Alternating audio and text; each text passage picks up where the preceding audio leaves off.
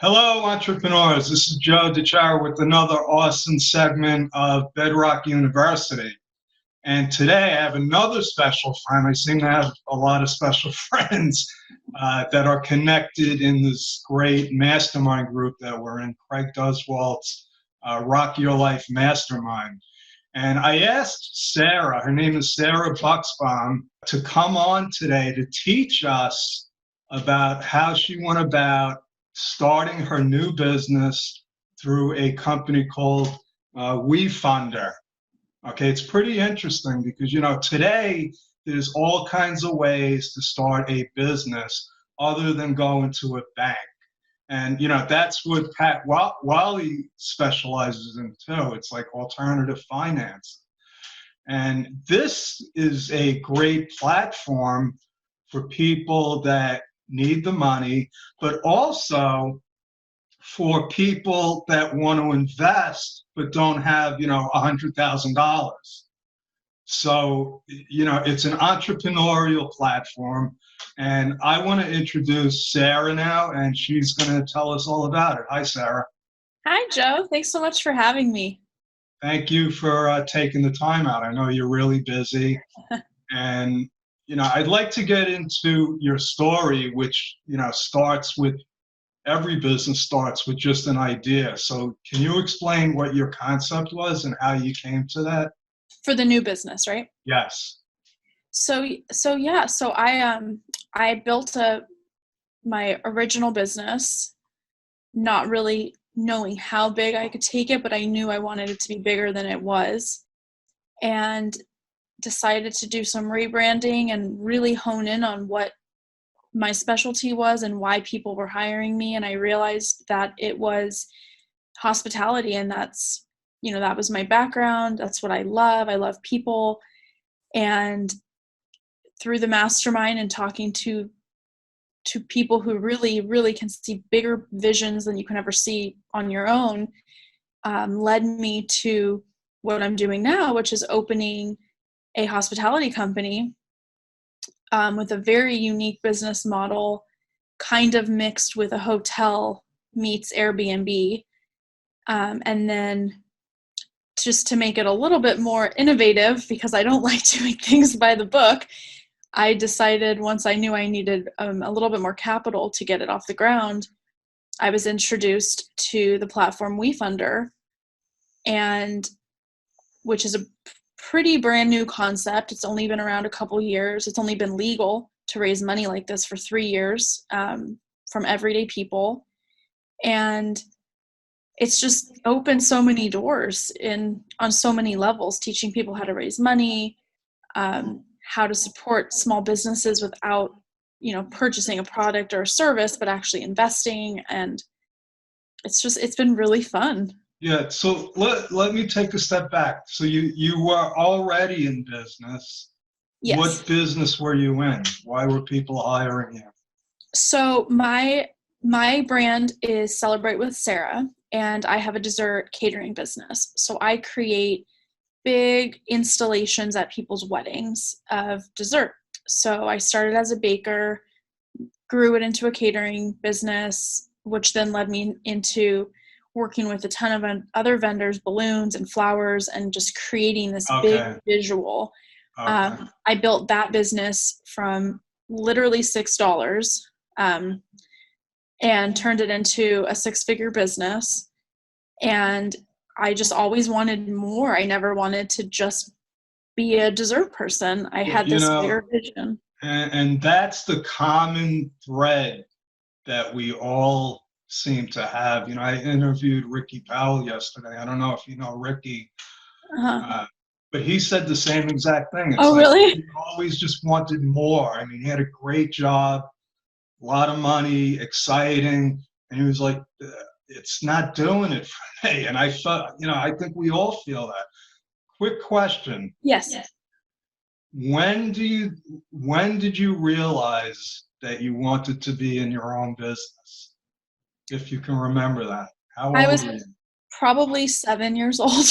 Wow, that was Ricky's. Really? Yeah. Yeah, I was always like the kid who everyone wanted to be a dancer, and and all of that. And I wanted to own a dance studio.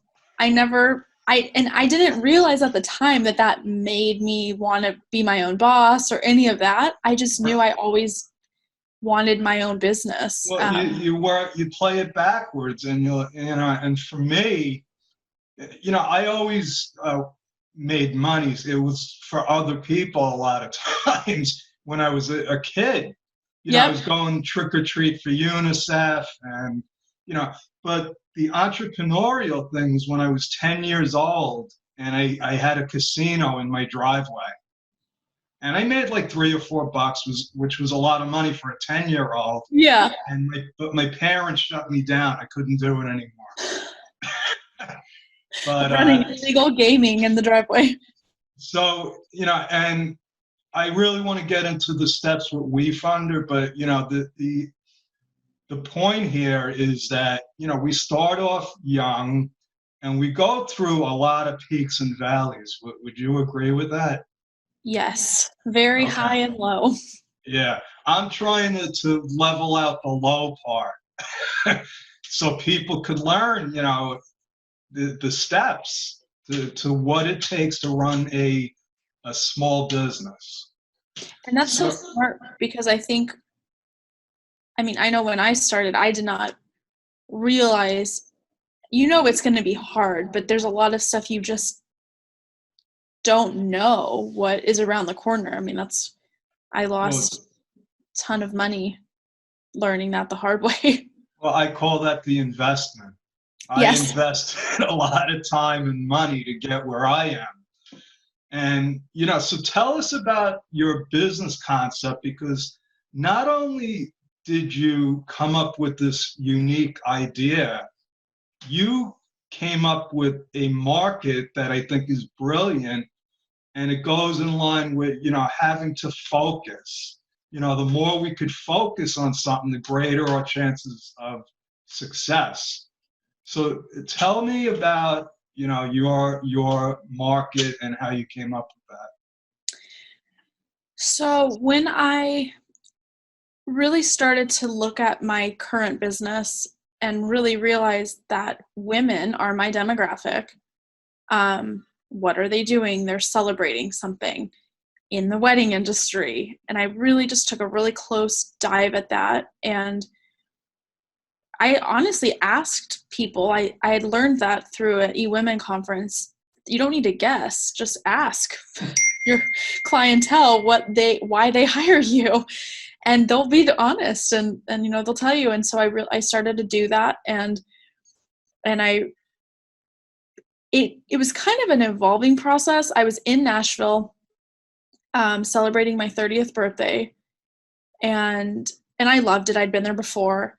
And the night before my birthday, I was still holding on to some negativity about even though my business was doing well, but my previous, where I lost that money, and I had the judgment sitting on my desk, and I was 90% over it, but I still had a little bit of anger towards that. And I realized, this is hurting you. It's over and done with. Move on. The next day I woke up with this business idea. I wrote my business plan very loosely on my plane ride home with one of my best friends. And I'm like, you know how to help women celebrate. What can you do with this in a business that you can scale and teach people and all these other things? And then I ended up being introduced to who's my lawyer now, who introduced me to Kathleen, who specializes in raising money through crowdfunding. And I was very turned off by the word crowdfunding, because I thought it meant like a handout and like a GoFundMe type thing. And right, which you don't pay that back, right? That's just no, that's just a donation. Right. And then I So thought about, hold on a second, because I want to extract this out of you. You didn't say what I was expecting. Oh, It's something else, which is more important, because like I keep saying, this is about, learning. Mm-hmm. And I did the same thing.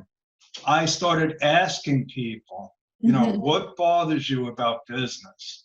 Instead of guessing. So you went to your clients, right? Your existing people. Yeah. correct?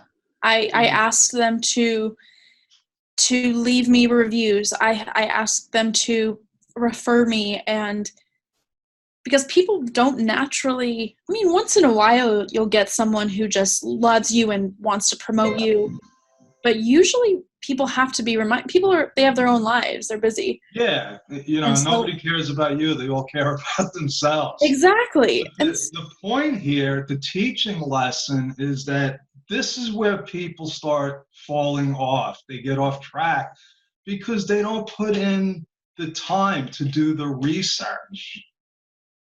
And that is so important. I learned that from John Limbacher with his ACT protocol. It Mhm. was just constantly. I got down to, I was trying to figure out, if the women I wanted to work with wore perfume and lipstick, and then what color was it? So Yep. I found my niche. Now, you were asking your friends, and they said you help people celebrate, right? Yeah, So I what are you celebrating now? so I was realizing that these were all women who are getting married, or their friends are getting married and they're planning the bridal shower, and it was all in the wedding industry. And that's when, especially now, women are busy. They're, having businesses and kids and all this and doing so many things, and it's very special when a group of women get together to celebrate their friend getting married, or it's the bridesmaid and the bride tribe and all that. It's such an important thing. I mean, my girlfriends mean the world to me, and it doesn't happen all that often. So when it does, people really want to make it special. And I handwrite thank you cards and give little gifts to all my brides. And the men weren't really, I do it with men too, but they don't usually say anything. The women were like over the moon. Oh my God. And it's like a little candle, or nothing huge. And I'm like, women are paying attention to these details on the tables that I do, on the gifts and all this stuff. And so when I really sat down and tried to figure out what I could do with my business, I thought about all of that. And what am I doing differently than everyone else? And how can I grow that into a business? How can you And monetize it? yeah, The other thing that I want to point out here is that you didn't say, oh, how can I make money in this and then start a business? You found what you really love to do and who you love to work with, right? yeah, And then you come up with the business model. yeah. And I think that's important because from my experience, if you're just chasing the money, you're not really paying attention to the things you should be. And if that's the only goal for you, it's distracting. You have to figure out what you want to be spending 80 hours a week doing. Yeah. It's hard. Like, if I didn't love people and love this industry, I would not have made it this far. Even I if I was believe. making money, you have to, you have And to have more than just passion. I don't think, but when you well, find something that, passion without focus mhm, is you're going bankrupt. yeah, exactly. It's like throwing a dart, from a mile away. It's So true. we need all the components. I have 17 principles I have 13 principles. Napoleon Hill had 17. But I need every one of those Yep. to be successful. Part of it is rest and health, Hmm.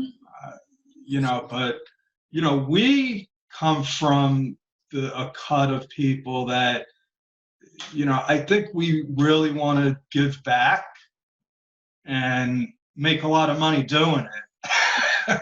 Yeah, Yes. and that's the science of getting rich. That's one of the blueprints that I follow.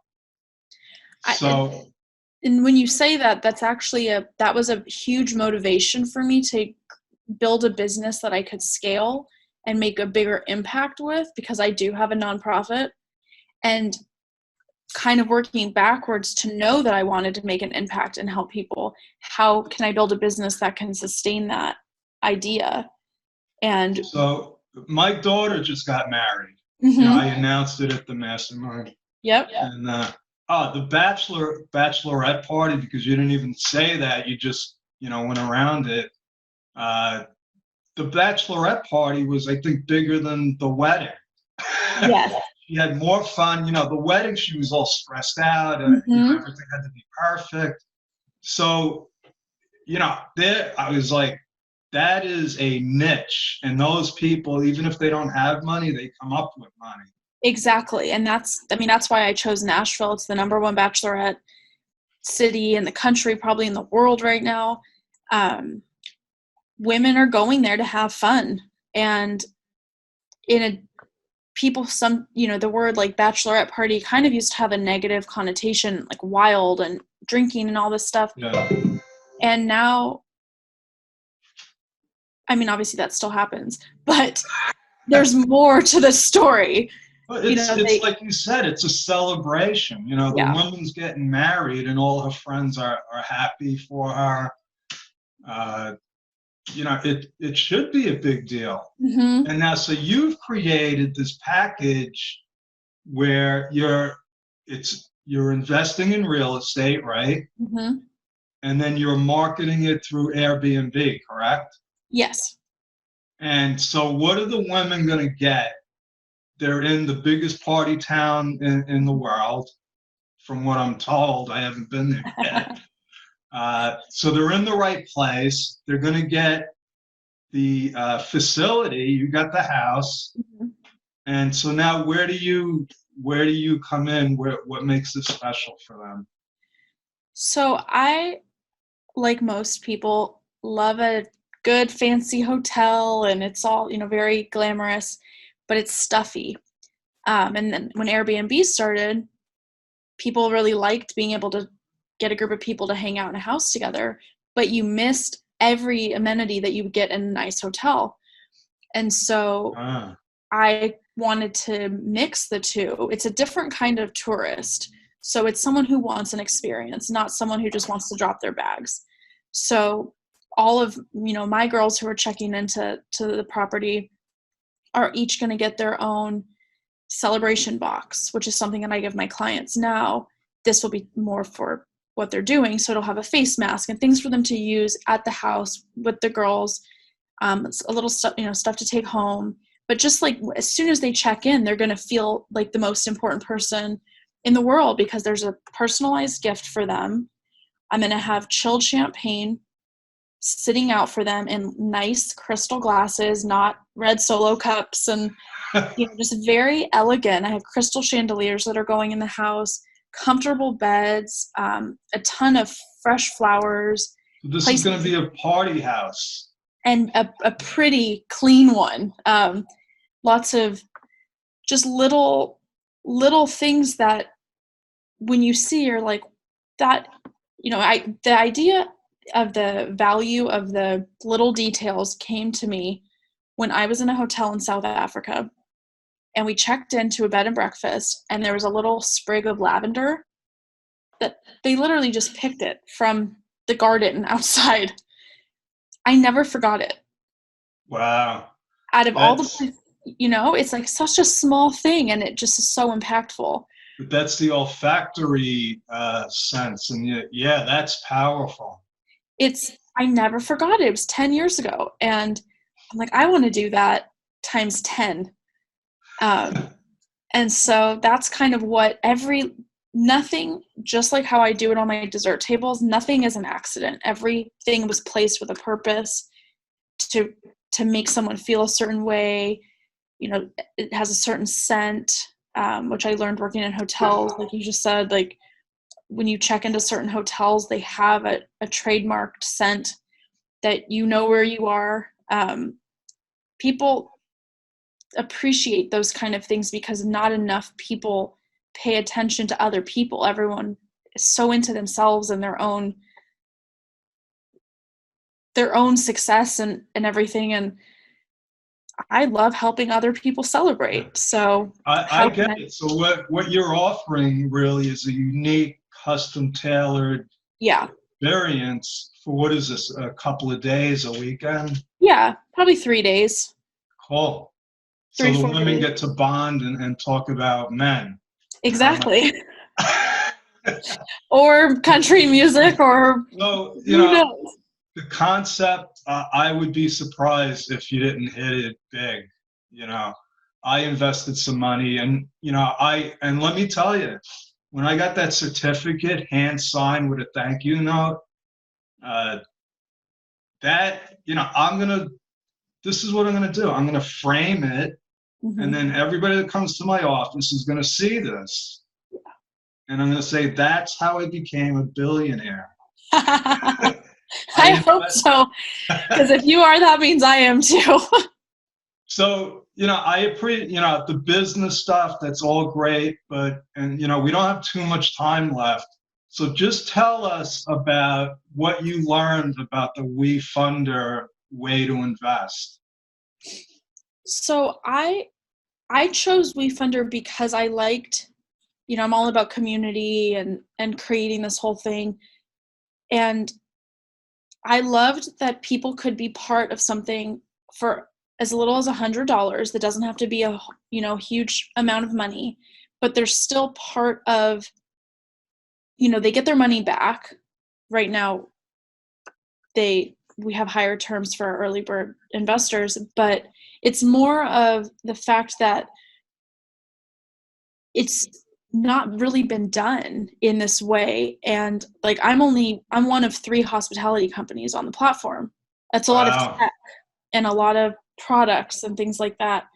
And so it's kind of groundbreaking that in addition to being able to get a loan or credit or any of that, you can actually include people in your journey. And I took it a few steps further. Like I did the certificates for everybody and Christmas cards. And then in the house, all the investors' names are going to be engraved on a wall in the house forever. So everyone who goes there knows how much was poured into this, because it just takes it a little bit further than, on another level. And I love it because a lot of people don't have investing experience. So to me, that side of it is so interesting. Yeah, so when I went on there, it's not just, put the money in. They do a whole series. I mean, they want you to know what you're doing. Yeah, I had to get an attorney. We had to write out all the contracts. I had to be approved to even be on the platform. They interviewed me because they want someone who's going to be successful, and it's their reputation too. So, they have a really high success rate. I had to show my books for my business and do all the numbers and come up with my terms, and it was all regulated through the Securities Sounds like going on Shark Tank. It was like a mini version of that. I mean, I had to probably put up all the same information. The Securities Exchange Commission had to they regulate everything. They had to approve me. These are all things I never knew about. Yes, and that's what I want to bring out here. So what were the actual steps? So you found this platform, I think you said through your lawyer and somebody else, right? Yeah. And then what happens? Then we looked at a few different platforms to see what would be the best fit. For me, I liked the idea of giving people their money back versus giving them a t-shirt or something. Because there's like reward crowdfunding. There's all kinds of different crowdfunding. And I was like, no, I value these people's money. I want them to get their money back. So I ended up choosing WeFunder because it was, for a few reasons, it was really user friendly. It was easy to understand for people who didn't know how to invest. And they had a really good guideline. They had me do a video on my page, a 2-minute video. And they have a good support system of people on their end who help you with marketing strategies. And then They really, they want to help you succeed. They're not just giving you the platform. No. And they take a percentage. So, they want you to succeed. And they've kind of like how we were talking about how like Craig attracts a certain person. That's kind of what I've seen on WeFunder are the people who are like following the campaign. It's like a social network. It's like a Facebook for investors. And people who can be involved in 10 businesses for not a lot of money just to kind of be part of it. And it's great. It's interesting. You start following it, and you're part of the community. It's not like you invested in McDonald's and you have no idea what's going on. They have a good update system. So like once a week, I'll send an update to everybody through the platform. All my contracts are up there. It's just really easy for if you want to read all the information. If you don't, you can watch the video. There's a little something for everybody. Yeah, and another thing is I want to get my kids to invest in this so that they see what it's like. I don't want them to grow up and say, "Oh, I didn't." I mean, they got their retirement plans and all of that, but it's entrepreneurial, and I love it. One thing I want to point out when you talked about Craig attracting certain people, and the WeFunder are attracting certain people. What I've learned, Sarah, is it all starts at the top. I don't care if you're Apple Computer, Starbucks, or you own a candy store. If you don't have the right leadership, it trickles down. So this WeFunder sounds like a really exciting way for people to get into business. But now you found them. So what was the first step? So I once I realized that I wanted to do this business, I don't live in Tennessee, so I had no idea even how to form a business in Tennessee and all that, and keep everything separate. And so my lawyer, Brett, we were kind of talking about, should I go in front of investors? I realized I needed money, and I didn't want to give a percentage of the business away because it's so new still. I didn't want to. I watch Shark Tank all the time, and I had been in a previous partnership that had gone very south. And so I just wanted to learn about all these different ways. So he told me about his friend Kathleen, who helps people figure out the best fit. So I did a little like roadmap questionnaire, and I love people. I love networking. I have a pretty big community of support. And she was the one, she's like, you are perfect for this kind of raise because you can get a ton of people just because they want to be part of what you're doing. They might not each put in $10,000, but you can get like you have a big support system behind you. So what you did was you actually, you realized that you needed capital to start the business, and you didn't just, go and ask, mom and dad to take out an equity loan or go to a bank. You looked at all of your different options, correct? Yeah. And that's another thing that people don't spend the time to educate themselves on this stuff. So once you decided that you were going to go with WeFunder, what do you just go online and apply? No, they so Kathleen set up a call with their business, I forget its title, but like the business development, their point of contact who interviews people. And we had emailed a few times to get a generic idea if this could be a good fit. And then you have to be introduced to them. You can't just, No, you can apply. Oh, okay. Yeah, okay. You can apply to be on it. I just happened to find them through my friend Kathleen. So she set it up on the fast track. Yeah, I would have never found them if it wasn't for her. I'd never even had heard of anything like this. Yeah, me neither. It's so cool. And so then we did a call.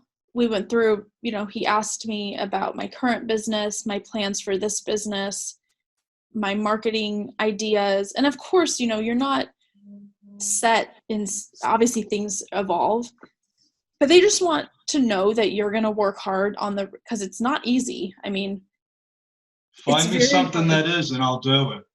Right. It's a lot of work and a lot of time. And so they want to make sure the best of their ability that they are getting the right people. And then Kathleen helped me create, once they approved me and said, this is a good fit. It took us a few months to come up with all the content on the campaign. So let's take this. So how long was the approval process? I think it was a week or so. Oh, okay. That's not too bad. It wasn't too long. Okay. And then the real work started. So yeah, I know, because I'm going through a whole website and that you don't think about. Now you got to explain this, and you got to make it so a fifth grader could understand it, right? Well, that's been one of the hardest things, because I think a lot of entrepreneurs can relate to this. In your mind, you get it.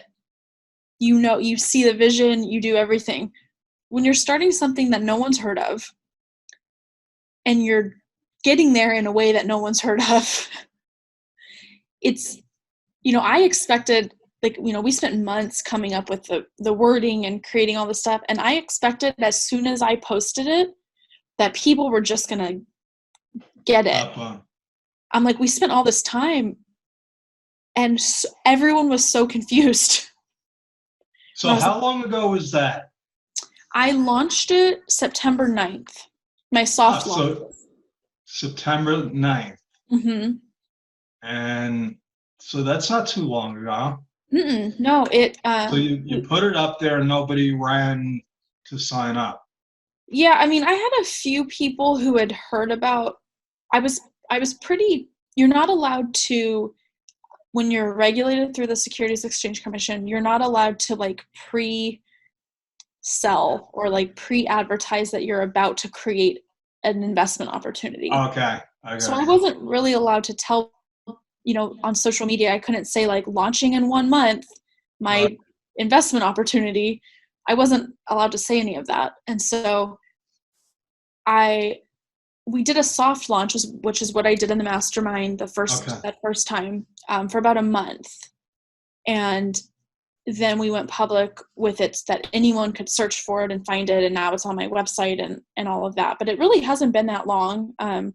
Obviously it slowed down a little for the holidays, and now we're ramping back up again. And I'm hoping. So pretty much from the beginning of October, right, to now. So it's what, October? That's not even 4 months. Mm-mm. And you've raised how much? $35,664 to be exact. Wow. From 84 people, which is, and that's mostly still from my network of people. I've learned a lot about the personality traits of investors and how, and a lot of people who are following it are waiting. WeFunder was very helpful in explaining that, you have 80 people following, and most of them won't jump until the last minute. Really? So they were saying, statistically, people usually raise half of their total in the final week. Wow. And when does this end? So March 13th is my current close date. If, that's the plan. So right now I'm still in early bird terms, and I'm almost to 70% of that. So what do you mean early bird? So for the people who invest early, they get a higher return. So those people, that group of money runs out. So only the first $60,000 raised. Okay, so you're 25,000 away from that. Yeah, but I'm only about 8% away from getting to that 70%. So once I'm at 70%, and this is also something I learned through WeFunder, is that's really the sweet spot for people to jump on board. So they know that it's real, or people just wait?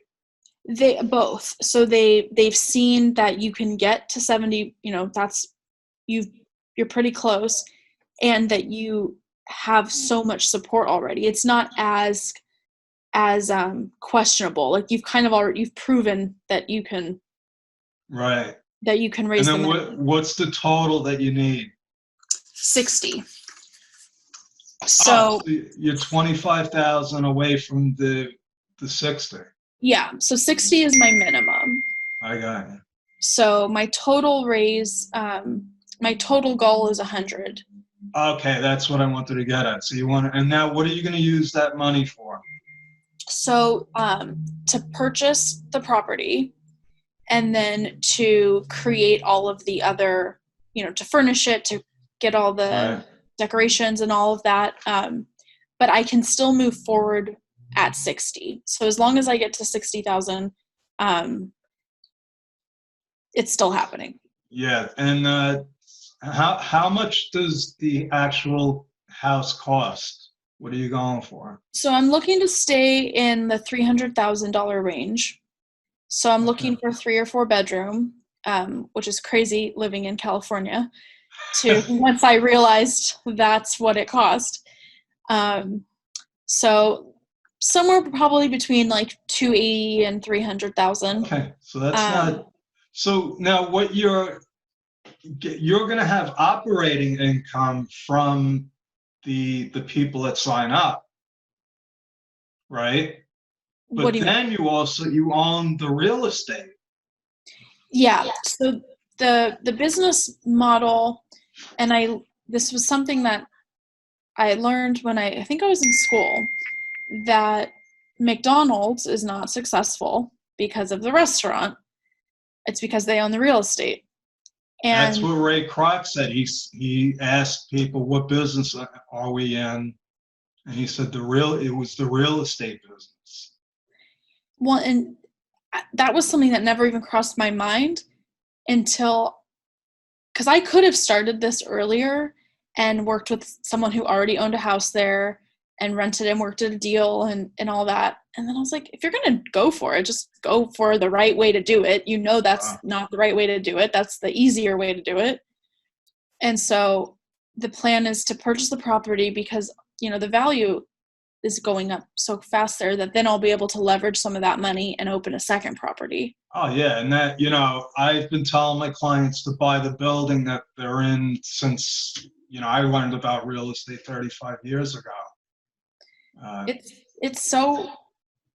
It's crazy because that's never something that I thought that I would know anything about And that was when I heard that I connected the dots. You were talking about you know what it is, but I said, wow, this is it's scalable on exactly. I mean, you could go all over the world with this. Yeah, and that was a big challenge that I have in my dessert business and creating. When I started that business, I was very limited because I had no money, but also it wasn't ever a business that I could scale or that I wanted hear to. you. Yeah. I didn't really understand the value of building a business you could scale until I got involved in the mastermind and around people who that's what they do, is build these scalable businesses. And I always kind of thought, no, I'll have a successful local business and I'll be successful and I'll have a great life. And I was like, you can do so much more when you create a business that allows for that. And that's the thing, there's different levels of entrepreneurship. My cousin sells cakes to her neighbors. That's a hobby. Yeah. And there's people that would like to have a pastry business and make a good living, and they're comfortable with that, and that's fine. But then there's people like us that just think, this can be big. And if it wasn't for people like us, what would the world be like? Exactly. I'm like, you know what? It's a good thing that not everybody thinks like we do. And it can be and I'm like eternally grateful for being part of such a supportive group of people, because I could imagine that without a huge support system, it would be, impossible. Well, it is impossible. And that's what, I launched this Bedrock University and Bedrock Business Builders, because I came to the conclusion that being a solopreneur is a disaster unless you surround yourself with the right people. That's why I fly to California every 2 months. Mm-hmm. It's the people and the relationships. It And is. listen, you have a great thing here. We definitely went over time, like I said we would, but that's okay. You got a lot of great nuggets in here.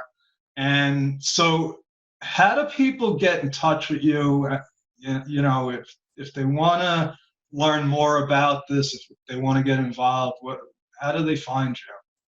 So on my website, which is celebratewithsarah.com, it has the links to the investment page, all my social media, my email, my phone number, my campaign page, if people just want to search for that, is wefunder.com/celebratewithsarah. Instagram is celebrate with Sarah. Everything is all the same. Just Google Celebrate with Sarah, and you'll find me. So any last parting words that you can offer people? I think the most important part of going down the road of being an entrepreneur is to focus more on the relationships with people and building a strong foundation as the most important thing. And once you have all of that, you can learn, you can create a successful business that makes a lot of money. But the relationships are the most, and it's not even relationships that, like, from clients. I see it from both sides. Like I was able to grow my brand because I had strong relationships with my clients, but also because I value the relationships in my personal life, my friends, and my support system. And it all comes back to the same thing. Relationships. So it's to me, it is like the number one thing is to really value how much knowledge is around you, and just caring about people and being real and honest. So you mentioned a couple of the principles that I follow, and my third one is, I call it the mastermind. And really, it's just what you're talking about. It's connecting with the right people that are going to support you and help you stay on track. Exactly. So, listen, I really appreciate your time. I know you're very busy. And, so are you. I appreciate you having me. Yeah, and maybe you could do something for bachelors. Although, I'm not getting married again. I don't really go to bachelor parties anymore, but anyway, good luck with this, and thank you again. So long. This is Joe DiChiara, over and out. That's my story, and I'm sticking with it. Thank you.